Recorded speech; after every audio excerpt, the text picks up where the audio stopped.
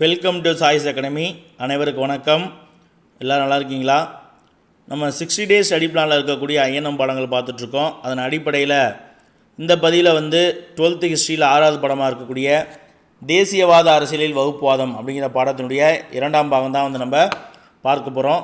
முதல் பாகம் ஆல்ரெடி நம்ம போஸ்ட் பண்ணியாச்சு. அதை பார்க்காதவங்க ஒரு முறை பார்த்துருங்க. அதை பார்த்துட்டு நீங்கள் 2ஆம் பாகம் பார்த்தீங்கன்னா உங்களுக்கு ரொம்ப எளிமையாகவே விளங்கும். சரிங்களா?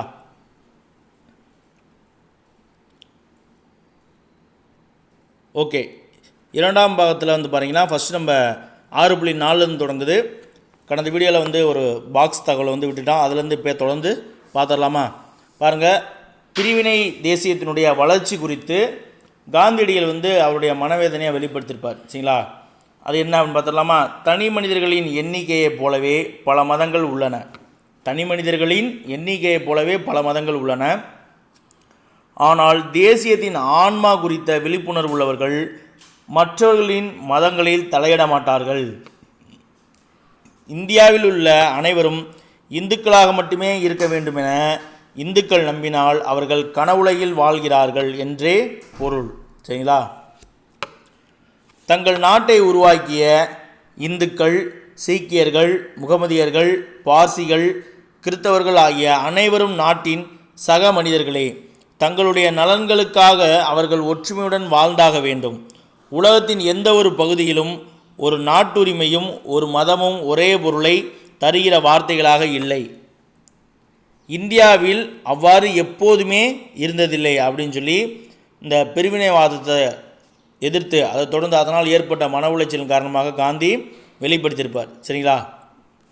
அடுத்து நம்ம பார்க்க பொழுது 6.4 முதல் காங்கிரஸ் அமைச்சரவைகள் பற்றி பார்க்க போகிறோம். இந்திய தேசிய காங்கிரஸினுடைய தேசியவாதத்தை உருவகப்படுத்திய மகாத்மா காந்தி ஆரிய சமாஜமும் அலிகார் இயக்கமும் முன்வைத்த குறுகிய தேசியவாதத்தை மறுத்துருவார். சரிங்களா? காங்கிரஸினுடைய தேசியவாதத்தை உருவகப்படுத்திய காந்தி என்ன பண்ணுறாரு? ஆரிய சமாஜமும் அலிகார் இயக்கமும் முன்வைத்த ஒரு குறுகிய தேசியவாதத்தை மறுக்கிறாரு. அது மட்டும் இல்லாமல் பல்வேறு மதங்களுக்கு அப்பாற்பட்ட அவற்றை கடந்த ஒரு அரசியல் அடையாளத்தை தோற்றுவிக்க காந்தி விரும்பியிருப்பார். பல்வேறு சாயல்களை கொண்ட அரசு ஆதரவு பெற்ற வகுப்புவாத சக்திகள் இருந்த போதிலும், அதாவது அந்த காலத்தில் பல்வேறு சாயல் இருந்த, அது மட்டும் இல்லாமல் அரசு ஆதரவும் இருந்த வகுப்புவாத சக்திகள் இந்தியாவில் இருந்த பொழுதும் இந்தியாவில் அகில இந்திய தேசிய காங்கிரஸ் பெரும் செல்வாக்கு பெற்ற சக்தியாகத்தான் திகழ்ந்துக்கிட்டு இருந்துச்சு. சரிங்களா? 1937 தேர்தல் நடைபெற்ற 11 மாகாணங்கள், 1935 மாகாணங்களில் ஒற்றையாட்சி தன்னாட்சி அறிமுகப்படுத்துகிறாங்க. அதைத் தொடர்ந்து 1937 தேர்தல் நடக்குது. அப்படி பார்த்தீங்கன்னா இந்தியாவில் எத்தனை மாகாணங்களில் தேர்தல் நடந்துச்சு அப்படின்னு பார்த்தீங்கன்னா 11 மாகாணங்களில் தேர்தல் நடந்தது. அந்த 11 மாகாணங்களில் 7 மாகாணங்களில் காங்கிரஸ் தான் வெற்றி பெற்றது.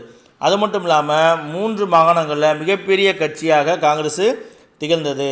முஸ்லீம் லீக்கினுடைய செயல்பாடு மோசமாகத்தான் அந்த தேர்தல்களில் இருந்தது.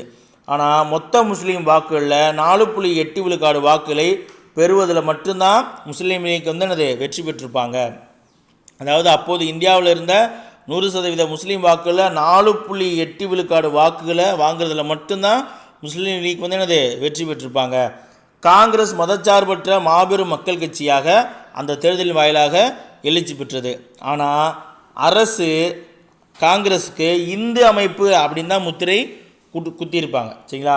முஸ்லீம் மக்களுடைய உண்மையான பிரதிநிதியாக முஸ்லீம் லீக்கை மட்டும்தான் பிரிட்டிஷ் கவர்மெண்ட்டு முன்னிலைப்படுத்தியிருப்பாங்க. முஸ்லீம் லீக்கை காங்கிரஸிற்கு சமமான சக்தியாகத்தான் ஆங்கில அரசாங்கம் நடத்தியிருப்பாங்க. சரிங்களா? அடுத்து மீட்பு நாளாக கடைபிடித்தல் நம்ம பார்க்க போகிறோம். சரிங்களா?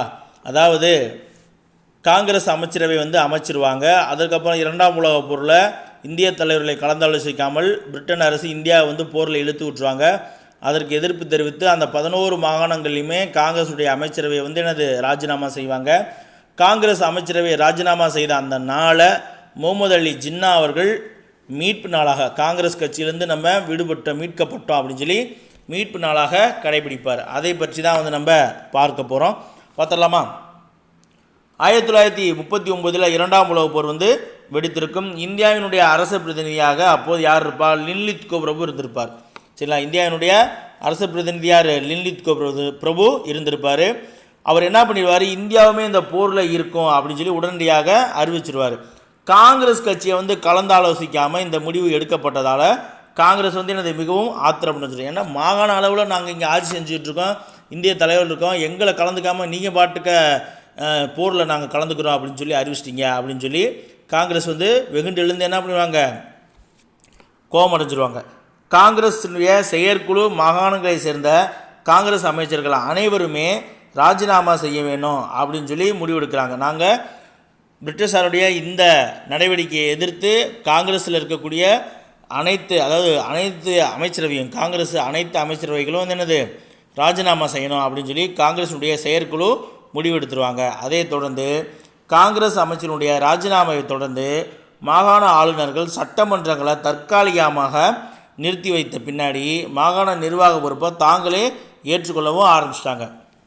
அமைச்சர்கள் போயிட்டாங்க, ஸோ என்ன செய்ய முடியும்? அப்போ அதனால் என்ன பண்ணுறாங்க, அந்தந்த பகுதிக்கு ஆங்கிலேய ஆளுநர்கள் இருப்பாங்க இல்லையா, கவர்னர், அந்தந்த கவர்னர்களே என்ன பண்ணுறாங்க, சட்டமன்றங்களை தற்காலிகமாக நிறுத்தி வச்சுட்டு பின்னாடி மொத்த நிர்வாக பொறுப்பையும் அவங்களே டேக் ஓவர் பண்ணிக்கிட்டாங்க. சரிங்களா. காங்கிரஸ் ஆட்சி முடிவடைந்ததை மீட்பு நாளாக ஜின்னா கொண்டாடுவார். சரிங்களா. காங்கிரஸுடைய ஆட்சி முடிவடைந்ததை மீட்பு நாளாக ஜின்னா கொண்டாடுவார். எப்போது? 1939 டிசம்பர் 22 தான் வந்து என்னது மீட்பு நாள். அந்த நாள் ஞாபகம் வச்சுக்கணும். சரிங்களா. காங்கிரஸுடைய ஆட்சி முடிவடைந்ததை மீட்பு நாளாக 1939 டிசம்பர் 22 முஸ்லீம் லீக்கு கொண்டாடியிருப்பாங்க. அன்று பல இடங்களில் முஸ்லீம்களுக்கு எதிராக காங்கிரஸ் மேற்கொண்ட செயல்களுக்கு எதிராக தீர்மானங்கள் வந்து நிறைவேற்றப்பட்டது. அந்த 4 கோரிக்கைகள் நிராகரிச்சிருப்பாங்க, அடுத்து ஜின்னாவுடைய 14 அம்ச கோரிக்கையை நிராகரிச்சிருப்பாங்க போன்ற பல்வேறு விஷயங்களில் காங்கிரஸ் வந்து முஸ்லீம்களுக்கு எதிராக என்னென்ன விஷயங்கள்லாம் மேற்கொண்டாங்களோ அந்த செயல்களுக்கெல்லாம் எதிராக பல்வேறு தீர்மானங்களை அந்த மீட்பு நாள் அன்னைக்கு நிறைவேற்றிருப்பாங்க.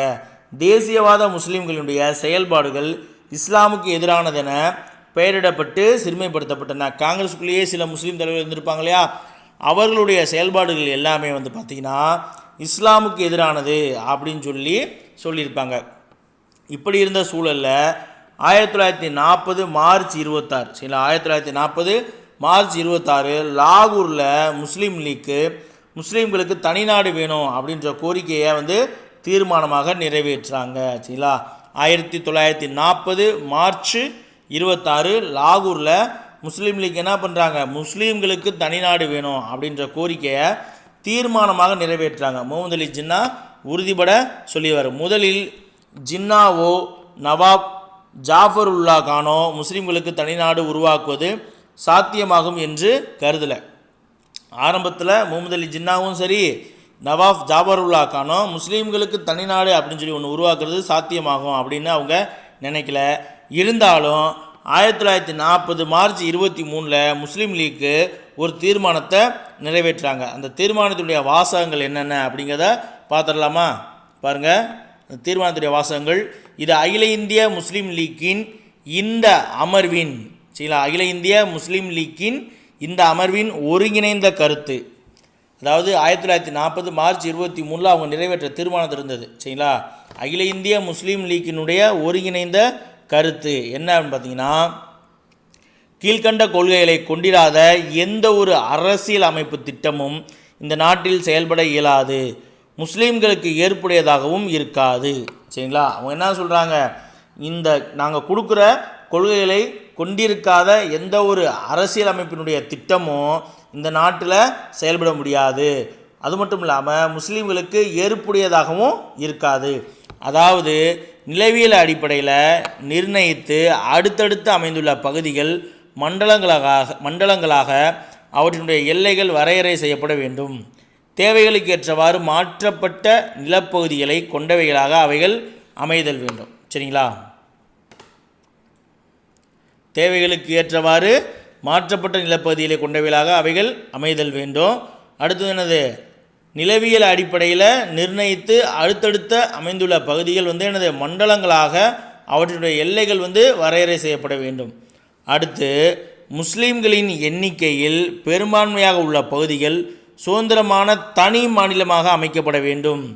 பிரிட்டிஷ் அரசாங்கம் இந்தியாவை விட்டு செல்லும் முன் நாட்டை இந்திய யூனியன் மற்றும் பாகிஸ்தான் யூனியன் என பிரிவினை செய்து வர வேண்டும் அப்படின்னு சொல்லி முஸ்லீம் லீக் அந்த தீர்மானத்தில் கொண்டு வராங்க. சரிங்களா? அதனைத் தொடர்ந்து அடுத்து நேரடி நடவடிக்கை நாள் பற்றி பார்க்க போகிறோம். 1940களில் இந்த நேரடி நடவடிக்கை நாளையும் ஜின்னா செஞ்சுருப்பாங்க. சரிங்களா? 1940களுடைய தொடக்கத்தில் இந்து மற்றும் முஸ்லீம் வகுப்புவாதங்கள் ஒன்றே ஊட்டி வளர்க்க ஆரம்பிச்சிருச்சு. 1942 நடைபெற்ற வெள்ளையனே வெளியேறு இயக்கத்தை முஸ்லீம் லீக் வெளிப்படையாகவே புறக்கணிச்சிருவாங்க. இதே இந்த வெள்ளையனே வெளியேறு இயக்கத்தை ராஜாஜி அவர்களுமே வந்து புறக்கணிச்சிருப்பாங்க. சரிங்களா? அப்போது 1946 அரசியல் நிர்ணய சபைக்கு நடைபெற்ற தேர்தலில் முஸ்லீம் லீக் மத்திய சட்டமன்றத்தில் தனக்கென ஒதுக்கப்பட்ட 30 இடங்கள்லையும் வெற்றி பெற்றுருவாங்க. அது மட்டும் இல்லாமல் மற்ற மாகாணங்களில் ஒதுக்கப்பட்ட பெரும்பாலான இடங்களையும் வெற்றி பெற்றுருவாங்க. அதாவது இவங்க அந்த மாநாட்டிலே, லாகூர் மாநாடு 1940 மார்ச்சில் நடைபெற்ற மாநாட்டிலே வந்து இந்தியா வந்து இந்திய யூனியன் பாகிஸ்தான் யூனியன் சொல்லி 2ஆக பிரிக்கப்படணும் அப்படின்னு சொல்லி அவங்க தீர்மானங்கள் நிறைவேற்றியிருப்பாங்க. அடுத்து வந்து அந்த குரல்கள் அவங்க கொடுத்துட்டு இருக்கும் பொழுது என்ன ஆகுது, தூதுக்குழு, கேபினட் தூதுக்குழு வருது. அவங்க என்ன சொல்கிறாங்க, இந்திய அரசியலமைப்பு நிர்ணய சபைன்னு ஒன்று அமைக்கணும், அதற்காக நாட்டினுடைய அனைத்து பகுதியிலிருந்தும் உறுப்பினர்கள் தேர்ந்தெடுக்கணும். அப்படிங்கும் பொழுது என்ன செய்கிறாங்க, முஸ்லீம் லீக்கு அந்த மத்திய சட்டமன்றத்திற்கு அவர்களுக்குன்னு சொல்லி ஒரு 30 இடங்கள் ஒதுக்கியிருக்காங்க. அந்த 30 இடங்கள்லையும் வெற்றி பெறுறாங்க. அது மட்டும் இல்லாமல் மற்ற அனைத்து மாகாணங்கள்லையும் இஸ்லாமியர்களுக்காக ஒதுக்கப்பட்ட பெரும்பாலான அனைத்து இடங்களையுமே முஸ்லீம் லீக் வந்து வெற்றி பெற்றோம். காங்கிரஸ் கட்சி பொது தொகுதிகள் அனைத்தையுமே வெற்றிகரமாக கைப்பற்றியிருப்பாங்க. ஆனால் ஒட்டுமொத்த பிரிட்டிஷ் இந்திய மக்களுடைய குரலாக ஒலிக்கும் கட்சி அது மட்டுமே என்ற கருத்தை வலியுறுத்தக்கூடிய வாய்ப்பை இழந்துருச்சு. அதாவது காங்கிரஸ் வந்து பொது தொகுதி எல்லாத்துலேயும் ஜெயிச்சு வந்தாலும் ஒட்டுமொத்த பிரிட்டிஷ் இந்தியாவில் வாழக்கூடிய மக்களுடைய குரலாக ஒலிக்கக்கூடிய கட்சி காங்கிரஸ் மட்டும்தான் அப்படிங்கிற கருத்தை வலியுறுத்தக்கூடிய வாய்ப்பை வந்து காங்கிரஸ் இழந்துருச்சு. ஏன்னா மத்திய சட்டமன்றத்தில் முஸ்லீம் லீக் ஒதுக்கப்பட்ட 30 இடங்களையும் மற்ற மாகாணங்களில் முஸ்லீம் லீக் ஒதுக்கப்பட்ட இடங்கள் எல்லாத்தையும் அவங்க ஜெயிச்சிட்டாங்க. அப்போ மக்களுடைய பிரச்சனையை சொல்கிறதுக்கு காங்கிரஸ் மட்டுமே கிடையாது, முஸ்லீம் லீக்கும் இருக்குது அப்படின்றத இங்கே நிரூபிச்சிட்டாங்க. 1946 அரசு செயலரான பெத்திக் லாரன்ஸ் தலைமையில் அந்த அமைச்சரவை தூதுக்குழு இருக்கு இல்லையா, 3 பேர் கொண்ட குழு வரும்.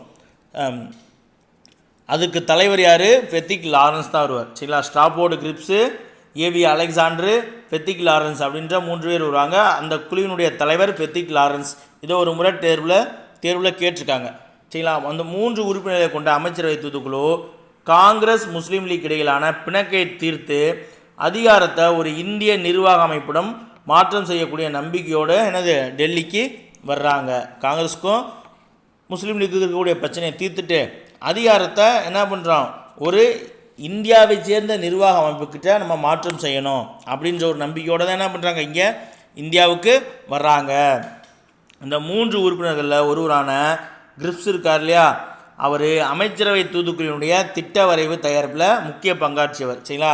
இந்த கிரிப்ஸ் தூதுக்குழுடைய அறிக்கையை தான் காந்தி என்ன சொல்லியிருப்பார், பின்தேதியிட்ட திவாலாக போகும் வங்கியினுடைய பின்தேதியிட்ட காசோலை அப்படின்னு சொல்லி காந்தி சொல்லியிருப்பார். ஜவஹர்லால் நேரு என்ன சொல்லியிருப்பார்னா, இந்த கிரிப்ஸ் தூதுக்குழுடைய அறிக்கையை படித்த பொழுது கடுமையான மன உளைச்சலுக்கு நான் உள்ளானேன் அப்படின்னு சொல்லி ஜவஹர்லால் நேரு அவர்கள் சொல்லியிருப்பாங்க. அந்த கிரிப்ஸ் இருக்கார்லே அவரும் இந்த குழுவில் ஒரு உறுப்பினராக வந்திருப்பார். அதுதான் இந்த சொல்லியிருக்காங்க. கிரிப்ஸ் அமைச்சரவை தூதுக்குழுவின் திட்ட வரைவு தயாரிப்பில் முக்கிய பங்காற்றிருப்பார். சரிங்களா? 1942 இந்த கிரிப்ஸ் தூதுக்குழு வந்திருப்பாங்க. சரிங்களா? இந்த திட்டமானது இந்தியாவிற்கு 3 அடுக்கு கொண்ட கூட்டாட்சி முறையை பரிந்துரைப்பாங்க. இந்த மூவர் குழு வந்து என்ன சொல்கிறாங்க, இந்தியாவுக்கு 3 அடுக்கு கொண்ட ஒரு கூட்டாட்சி முறையை பரிந்துரைக்கிறாங்க. இந்த கூட்டாட்சி முறையில் டெல்லியில் இருக்கக்கூடிய மத்திய அரசாங்கம் ஒருங்கிணைப்பாளராகவும் வெளியுறவு விவகாரங்கள், தகவல் தொடர்பு, பாதுகாப்பு மற்றும் ஒன்றிய விவகாரங்களுக்கு மட்டுமான நிதி வழங்குதல் ஆகிய குறைந்தபட்ச வரையறுக்கப்பட்ட ஆதாரங்களை கொண்டதாகவும் இருக்கும். அப்போ அவங்க வழங்கிய அந்த 3 பேர் கொண்ட குழு வழங்கிய கூட்டாட்சி முறையில் டெல்லியில் இருந்த மத்திய அரசாங்கம் வந்து எப்படி செயல்படும் அப்படின்னா, ஒருங்கிணைப்பாளராக செயல்படும். வெளியுறவு விவகாரங்கள், தகவல் தொடர்பு, பாதுகாப்பு மற்றும் ஒன்றிய விவகாரங்களுக்கு மட்டுமான நிதி வழங்குதல் ஆகிய குறைந்தபட்ச வரையறுக்கப்பட்ட அதிகாரங்களை கொண்டதாக இருக்கும் அப்படின்னு சொல்லியிருப்பாங்க. இந்த துணை கண்டத்தினுடைய மாகாணங்கள், அதாவது இந்த இந்தியாவில் இருக்கக்கூடிய மற்ற மாகாணங்கள் இருக்கு இல்லையா, அந்த துணை கண்டத்தினுடைய மாகாணங்கள் எல்லாமே 3 பெரும் குழுக்களாக வகைப்படுத்தப்படும் அப்படின்னு சொல்கிறாங்க. சரிங்களா, 3 பெரும் குழுக்களாக வகைப்படுத்தப்படும். எப்படி அப்படின்னு பார்த்தீங்கன்னா, இந்துக்களை பெரும்பான்மையினராக கொண்ட மாகாணங்களான பம்பாய் மாகாணம், மദ്രാஸ் மாகாணம், ஐக்கிய மாகாணம், பீகார், ஒரிசா மற்றும் மத்திய மாகாணம் ஆகியன குழு ஏ, பார்ட் ஏவா பிரிக்கிறாங்க. பார்ட் ஏவில் அடங்கும். அடுத்து முஸ்லீம்களை பெரும்பான்மையினராக கொண்ட மாகாணங்களான பஞ்சாப், சிந்து, வடமேற்கு எல்லைப்புற மாகாணம் மற்றும் பலுசிஸ்தான் ஆகியவை பார்ட் பி, குழு பியில் அடங்கும். அடுத்து முஸ்லீம்களை பெரும்பான்மையினராக கொண்ட வங்காளமும் இந்துக்களை பெரும்பான்மையினராக கொண்ட அசாமும் குழு சியில் வந்துடும். சரிங்களா, நம்ம முன்னாடி பார்த்துருப்போம் இல்லையா, நம்ம மாகாண பிரிக்கிறதுக்கு முன்னாடி பிரிட்டிஷ்காரங்க எப்படி பிரித்து கொடுத்துருப்பாங்க, ஏபிசிடின்னு பிரிச்சுருப்பாங்க இல்லையா, அதில் என்னென்ன வருதுன்னு பாருங்கள். பார்ட் ஏல வந்து பார்த்திங்கன்னா இந்துக்கள் பெரும்பான்மையினராக கொண்ட மாகாணங்கள் பம்பாய், மദ്രാസ്, ஐக்கிய மாகாணம், பீகார், ஒரிசா. சரிங்களா, அப்புறம் மத்திய மாகாணம், இதெல்லாம் என்னது ஏல வந்துடும். முஸ்லீம்கள் பெரும்பான்மையினராக இருக்கக்கூடிய மாகாணங்களான பஞ்சாப், சிந்து, வடமேற்கு எல்லைப்புற மாகாணம், பலுசிஸ்தான் இதெல்லாம் பியில் வந்துடும். அடுத்து முஸ்லீம்களை பெரும்பான்மையினராக கொண்டிருந்த வங்காளமும் இந்துக்களை பெரும்பான்மையினராக கொண்டிருந்த அசாமும் என்னது ஈல வந்துடும். மத்திய அரசுக்கு ஒதுக்கப்பட்ட துறைகளை தவிர மற்ற அனைத்து துறைகளிலுமே, மத்திய அரசுக்குன்னு சொல்லி ஒதுக்கப்பட்டிருந்த துறைகள் தவிர மற்ற துறைகள் எல்லாத்துலேயுமே இந்த மாகாண அரசாங்கங்கள் தான் வந்து என்னது தன்னாட்சி அதிகாரம் கொண்டு விளங்கும் அப்படின்னு சொல்லி ஒரு 3 அடுக்கு முறையிலான கூட்டாட்சி அரசு முறையை இந்த அமைச்சரவை தூதுக்குழு வந்து பரிந்துரை செஞ்சுருப்பாங்க. இந்த குழுவில் இருக்கக்கூடிய சுதேசி அரசுகள் வந்து பின்னாடி அந்தந்த குழுக்களில் ஒருங்கிணைக்கப்பட்டு அவற்றின் அருகில் இருக்கக்கூடிய மாகாணங்களோடு இணைக்கப்படும்.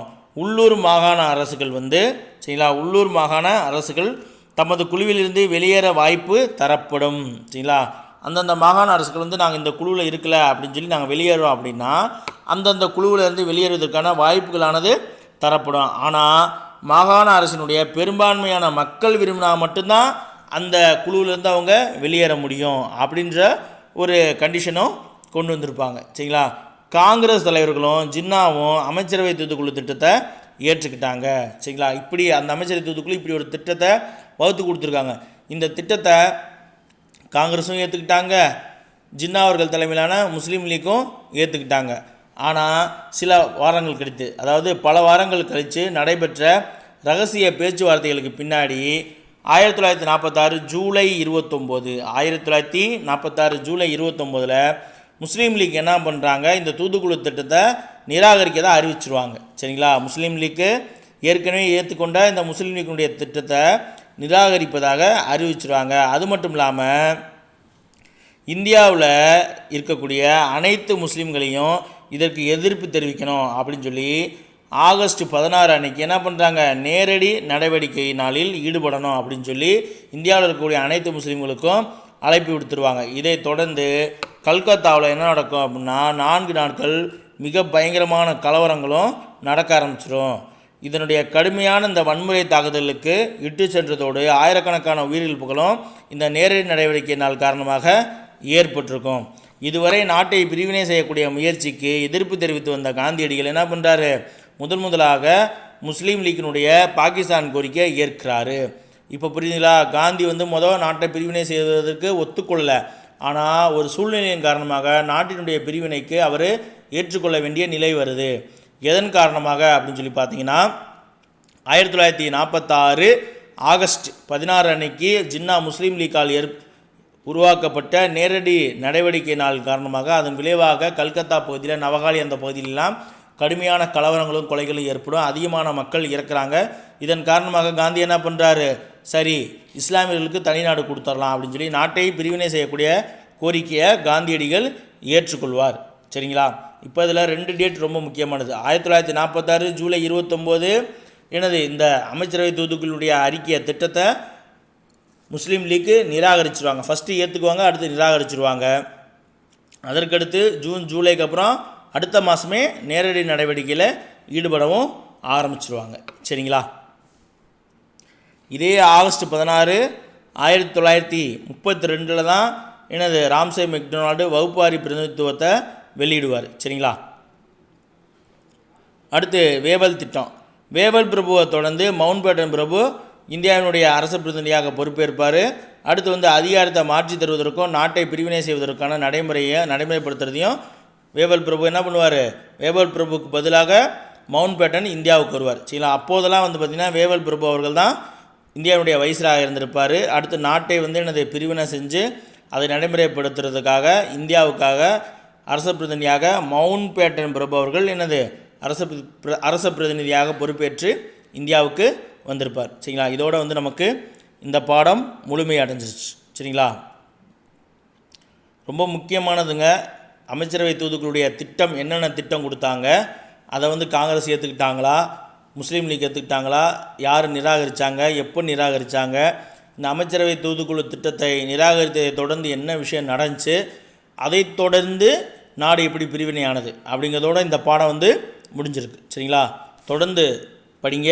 தேர்வுக்கு இன்னும் ரொம்ப குறைவான நாட்கள் தான் இருக்குது. கிட்டத்தட்ட ஒரு 160-150 நாட்கள் தான் இருக்குது. தொடர்ச்சியாக படிங்க, படிச்சுக்கிட்டே இருங்க. படிக்கிறத ரிவிஷன் செய்யுங்க, ஞாபகப்படுத்தி பாருங்கள். மற்றவங்கள்ட்ட நீங்கள் படித்த பாடத்தை யாராவது ஒருத்தருக்கு சொல்லிக் கொடுங்க. நீங்கள் சொல்லித் தரும் பொழுதும் உங்களுக்கு புரியறதுக்கான வாய்ப்புகள் இருக்குது. உங்களுக்கு அந்த பாடம் நல்லா புரியும். சரிங்களா, மற்றவங்க யாராவது சொல்லி கொடுத்தாங்கன்னா அதையும் கேளுங்க.